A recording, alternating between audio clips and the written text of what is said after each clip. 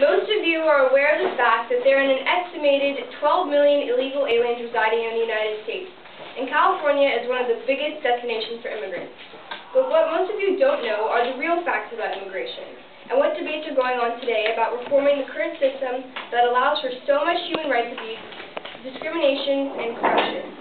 I'll tell you what I know from an eyewitness experience, thorough research, because this is a cause I feel passionately about. This meeting has been called for us to choose a cause to focus on, and I truly believe that immigration reform in the U.S. is something that we should consider.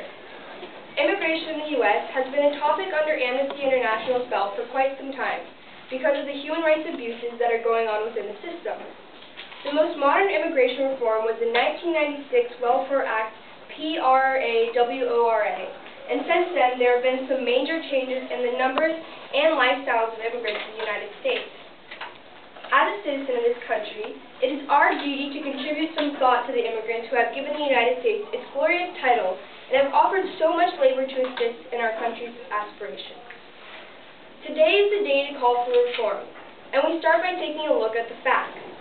It is estimated that 60% of illegal aliens enter the country legally, and of those, 40% enter legally as tourists, for example, and stay illegally past the expiration date of their temporary visa. Though there have been some lame attempts at improving border security, this is no step at improving the overall efficiency of the entire system. One of the major reasons people continue to stay in this country illegally is that the legal process for immigration is so difficult and time-consuming.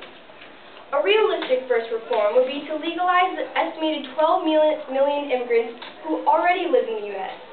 And according to the Reason Foundation, 2/3 of illegal immigrants already pay Medicare, Social Security, and personal income taxes. So they already pay all the taxes.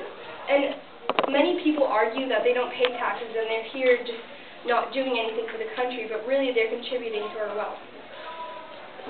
Plus, those who are working jobs with a steady paycheck have to pay taxes because part of their salary goes to the government. They also live a modern American lifestyle and positively contribute to our society. In addition to this, they're not leaving. They've been here too long. They set up their lives here, and their families have most likely been here for at least one generation. Deportation of all legal immigrants is absolutely impossible. An example of a method of deportation is the ICE raids that have occurred in local places such as San Rafael. These raids are terrifying to the people who encounter them, and not to mention the aftermath is incredibly sad. The ICE will just come into a home, take someone's mother or father to jail, and then deport them. In the most desperate of cases, this leaves a motherless child under the bed for days, starving and drenched in urine, scared for his life. His teachers are worried about him. His life is threatened, and his only hope is for a neighbor or relative to notice his absence. There are other human rights abuses that go on with immigration, like the illegal action of the government to detain immigrants for months to years at a time, without even notifying their families. Over 30,000 immigrants are in detention on any given day in the United States. This is triple the average number just detained 10 years ago. Amnesty International calls for immigration reform to ensure immigrants are treated with full respect for the human rights and human dignity. Undocumented immigrants often live in the shadows and are at a heightened risk of human rights violations. Amnesty International was created to protect human rights all over the world, but we must focus nationally as of now, because in the end, all issues of the world need to be solved, and that includes ours. Immigration is now what keeps America growing. An opposing side may argue that immigration leads to overpopulation, which is inevitably true, but we need these people. We can't just give up on them. A recent study done by the NBER proves that there is no evidence that immigrants crowd out employment and hours worked by natives. At the same time, there is robust evidence that they increase total factor productivity. So, in the end, they're not taking jobs away from Americans, but actually contributing positively to our economy. I see native citizens as scared. Most public attitudes about immigration policies have been heavily influenced by the September 11th terrorist attack. Not every immigrant is a terrorist, nor a thief, nor a bum of society. Really, these people come to our country for a better life. America should be flattered that all these to take the opportunities that our native citizens have already offered to them.